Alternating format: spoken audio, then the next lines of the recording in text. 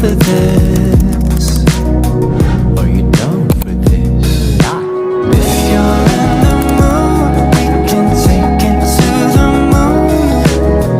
Just like a movie scene, table for two. No need to be. IMF atau International Monetary Fund didirikan tahun 1944 setelah konferensi Bretton Woods di Amerika Serikat. Tujuan dari didirikannya IMF ini adalah untuk mencegah krisis ekonomi global seperti depresi besar di tahun 1930. Saat itu, banyak negara yang melemah karena membatasi impor, yang justru memperburuk ekonomi.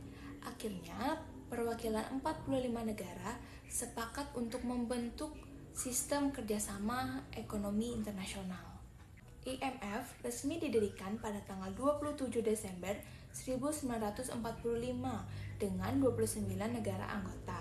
Fokus utamanya adalah untuk menjaga stabilitas moneter global dan mendukung kerjasama ekonomi antar negara. Tujuan pendirian IMF yaitu mendorong kerjasama moneter global, menjamin stabilitas keuangan, memfasilitasi perdagangan internasional, dan mendukung pertumbuhan ekonomi berkelanjutan, serta membantu negara dengan masalah neraca pembayaran, menjadi sumber pendanaan dan penasihat kebijakan di masa kritis ekonomi. Keterkaitan organisasi keuangan internasional dengan organisasi internasional lainnya. Sebagai agen khusus PBB, IMF beroperasi independen namun tetap berkoordinasi dengan lembaga PBB lainnya, bekerja sama erat lewat forum seperti G20, BRICS, dan World Bank.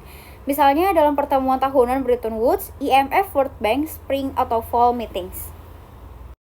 Sejak keanggotaan tahun 1954, IMF telah memberikan bantuan teknis, pengawasan, dan pendanaan saat kritis ekonomi, khususnya kritis pada tahun 1997 sampai 1998. Baik, kami akan melanjutkan.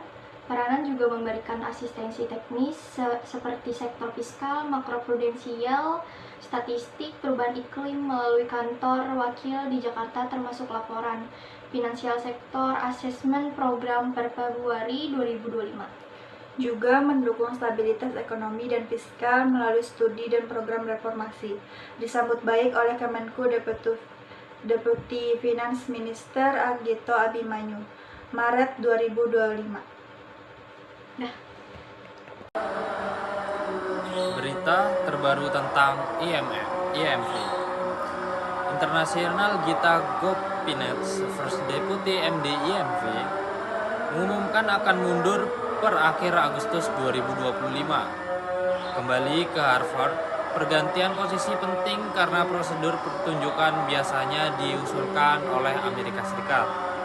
IMF memperingatkan resiko tekanan perdagangan global dan akan meninjau ulang proyeksi ekonomi global pertengahan Juli 2025. Meski sedikit meningkatkan diperkirakan, negara BRICS termasuk Indonesia sejak Januari 2025 menyerukan informasi kuota dan voting IMF untuk mencerminkan kekuatan ekonomi global South.